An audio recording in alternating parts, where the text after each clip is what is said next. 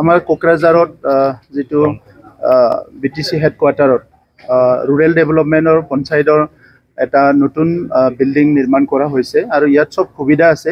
conference হলৰ পৰা training হলৰ পৰা হোল ষ্টাফ ডাইৰেক্টৰেট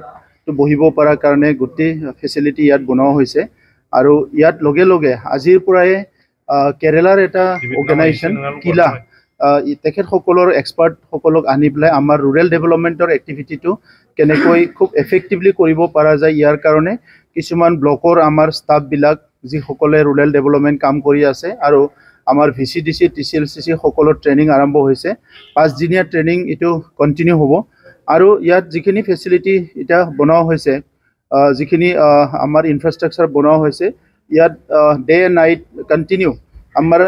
বিভিন্ন স্তৰৰ আমাৰ ওয়াৰ্কাৰ বিলাকক আমাৰ ষ্টাফ বিলাকক আমাৰ ব্লকত যিখিনি আমাৰ বিভিন্ন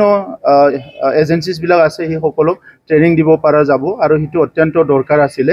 আমাৰ ৰুৰেল ডেভেলপমেন্টটো ভাৰত চৰকাৰে খুব সিৰিয়াসলি ফোকাস কৰিছে আৰু আমাৰ প্ৰধানমন্ত্ৰী ডাঙৰীয়াও ৰুৰেল ডেভেলপমেন্ট বহুত গুৰুত্ব দি আহিছে আমাৰ মুখ্যমন্ত্ৰী ডাঙৰীয়া ৰুৰেল ডেভেলপমেন্টৰ কাৰণে বহুতখিনি আঁচনি তেখেতে দিছে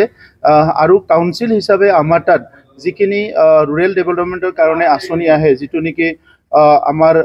ৰুৰেল লোকেল বডি বুলি কোৱা হয় ইয়াৰ বিভিন্ন এক্টিভিটি ইকোনমিক এক্টিভিটি আমাৰ বিভিন্ন শ্ৰেণীৰ লোকৰ লগত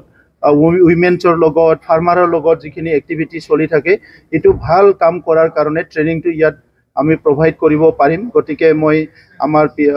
যেটো আমাৰ পিএনআৰডি ডিপাৰ্টমেন্টক অভিনন্দন জনাইছো আৰু আশা ৰাখিছো এই ইনফ্ৰাষ্ট্ৰাকচাৰ অকল পিএনআৰডি নহয় বেলেগ সকলো ইউজ কৰিব পাৰিব আৰু বেলেগ সংগঠন বিলাকো কেতিয়াবা প্ৰয়োজন হলে ইয়াত কনফাৰেন্স বা কিবা সেমিনাৰ বা কিবা ট্ৰেনিং প্ৰগ্ৰাম এইবিলাক কৰিব পাৰিব